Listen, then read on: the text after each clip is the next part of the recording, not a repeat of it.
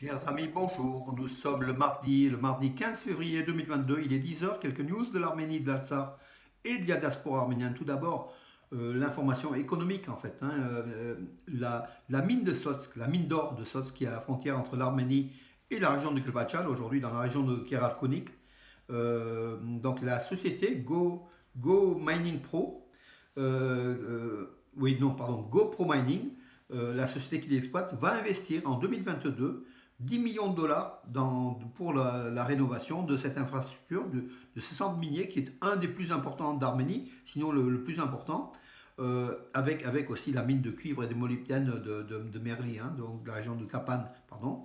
Oui, il y aura la création de centaines d'emplois aussi, donc promis par la société qui exploite cette mine, qui est une mine importante, dont l'Azerbaïdjan convoitait donc ces derniers temps, mais a priori, les Arméniens ont bien récupéré, c'est bien en territoire souverain de l'Arménie, et l'activité donc de cette mine continue.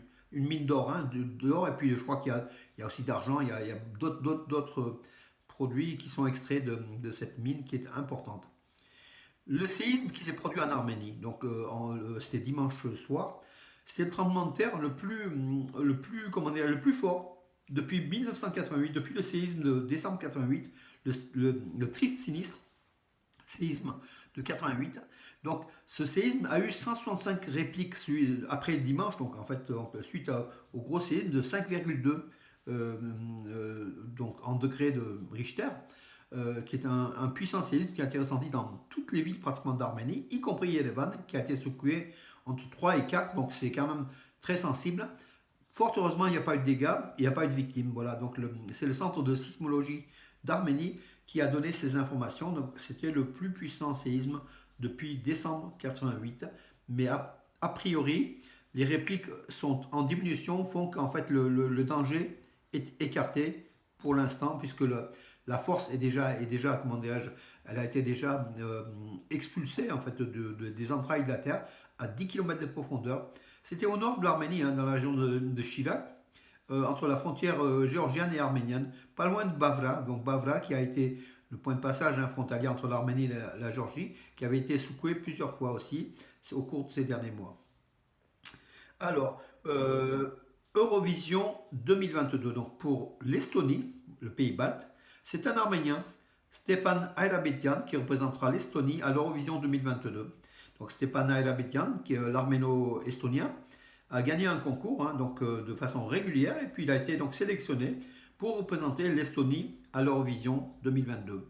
L'Arménie a confirmé sa participation à l'Eurovision 2022. On parle de l'Eurovision senior, voilà. L'Arménie qui n'a pas pour l'instant donné le nom de la candidate ou du candidat qui la représentera à Turin, en Italie, lors de cette Eurovision 2022. Sachant que l'Eurovision Junior 2022 se déroulera en Arménie, à Yerevan, au complexe Karen Demirjan à Yerevan. L'Arménie ayant gagné par Malena et la chanson Kami Kami, vous vous en souvenez, au mois de décembre, le 19 décembre, à Paris. L'Arménie qui a gagné l'Eurovision 2021 va organiser l'Eurovision 2022 à Yerevan. Ça sera entre le mois d'octobre et le mois de décembre prochain. Voilà. Et bonne chance donc aussi à Stepan Ayrabetian pour l'Estonie, le pays balte, pour cette Eurovision 2022. Alors, voilà. Oui, un japonais, donc un maître du duc, un japonais. Il a reçu un diplôme, donc il s'appelle Yasutaka Tarumi. Il a reçu le diplôme pour avoir popularisé la musique arménienne du duc au Japon.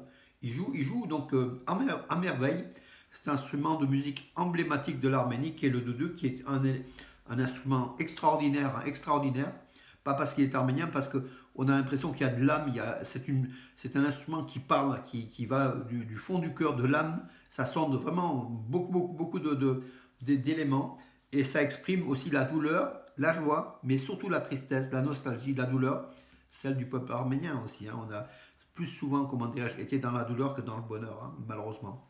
Voilà, mais bon, il faut tourner la page. L'avenir va être radieux pour le peuple arménien, qui vient depuis la nuit des temps et qui est au XXIe siècle encore présent et qui sera présent dans les millénaires suivants, j'en suis convaincu.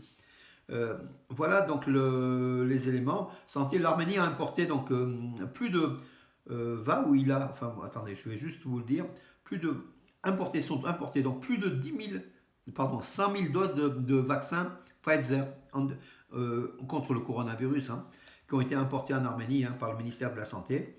L'Arménie qui a eu un pic de recrudescence de cas de Covid avec 19 morts hier, donc c'est quand même important.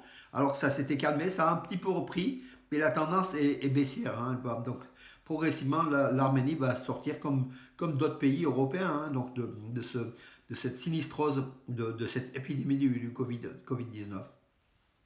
Ruben Rubinian, celui qui représente l'Arménie lors des pourparlers donc arméno-turcs, a eu une conversation téléphonique avec le vice-ministre russe des Affaires étrangères. Bon, il a fait le point un petit peu de la situation. La Russie suit de près ses relations arméno-turques, hein, et elle pousse au dialogue, à l'établissement de relations entre Yerevan et Ankara. C'est aussi l'un des intérêts de la Russie, hein, voilà. D'ailleurs, l'Arménie est surtout poussée par la Russie, hein, pour ce dialogue-là. Ça a été salué aussi par la France, par les États-Unis, par le groupe de Minsk. Mais bon, c'est derrière, on voit toujours qu'il y a Moscou qui tire les ficelles. Euh, Écoutez mes amis, je crois que j'en ai fait le tour pour aujourd'hui. Oui, bah écoutez, je vous donne rendez-vous à demain. Bonne journée.